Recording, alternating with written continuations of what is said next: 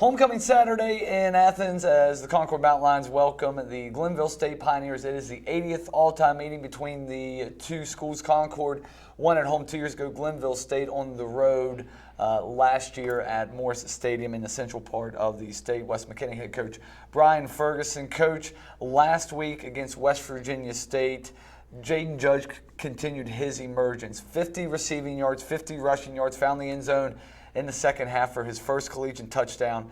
Over the last 3 games, what have you seen from Jaden that you really like? Jaden's a great kid, young freshman out of South Florida, a kid that we really targeted and tried to recruit.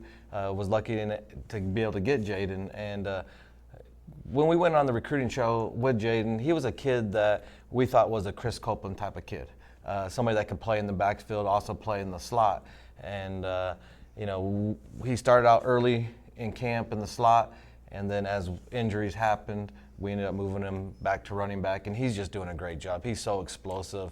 He's so athletic, twitched up, understands what we're doing as a running back, and I can't wait to see his future. It's going to be bright.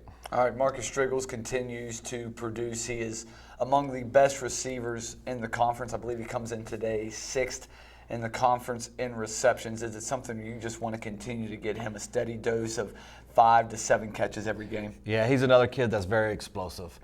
What's funny is he reminds me of another All-American that we had here in Taiwan Pierce. Same body size, same build, same explosiveness, kind of runs the exact same way.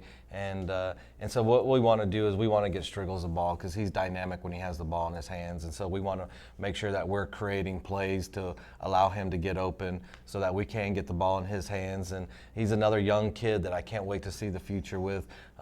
We got a lot of great young kids, and what we got to do is get these young kids to grow up so that we can start winning more football games. All right, let's focus on the last freshman I want to talk about, the trio freshman, Jeremiah Valdry, obviously. Going back about a month ago, he had the kickoff return against Frostburg to kind of introduce himself to college football. Well, he's continued his production in the special teams game, but now you guys are starting to feed him the ball a little bit offensively. Is it just a thing where he just had to kind of learn the offense, learn the route trees and stuff like that? Yep. I mean, Valdry, as you said, he's great on special teams. I mean, the kid can absolutely fly. He meets our vision of fast, physical. When we went out recruiting, we said we had to get more athletic, we had to get faster, we had to get stronger. So we went out and tried to get the fastest kids that we could find, and Valdry is one of those kids coming out of Atlanta, Georgia. He can just really fly. And so on special teams, he does a great job. He's slowly understanding how to play the receiver spot. Early on, we had him at the Z spot, where the Z spot, you're running a lot of goes, you're running a lot of posts, things that match what he does.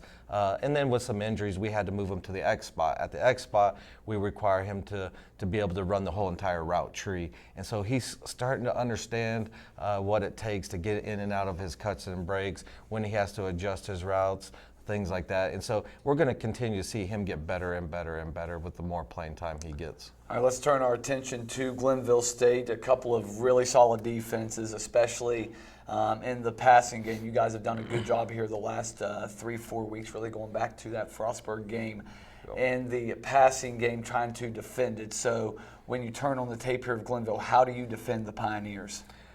How do you defend the Pioneers? Well, the keys to the victory of this game is very simple. It's going to be control the line of scrimmage, right? And so offense, defensive lines for Concord University has to control the line of scrimmage. Offensive-wise, we got to make sure that we're getting our line calls. We got to make sure that we are moving down the field so that we can run the football. And then on the other side, our defensive line's got to do a good job of gap control. They like to run outside zones, so we want to make sure that everybody's in their gaps, that we're getting penetration so that we don't allow any of the cutbacks in that outside zone scheme. And so the key to victory is plain and simple. It's going to be based off of what we do offense and defensive line-wise. All right, individually on the defensive line, 2 guys that have been playing well and really had maybe their best games of the season. Jalen Dollar, an older guy, the transfer from Elizabeth City State. He had a sack last week against the Yellow Jackets. And then Delando Morris, a kid that's just kind of progressed each and every year he's been in the program. Team high for a single game this year, 3 tackles for loss. Those 2 guys individually, what should we expect from them going forward? Keep improving. We're about growth. As a whole unit, Offense, defense, special teams is about growth. It's about getting better each and every day.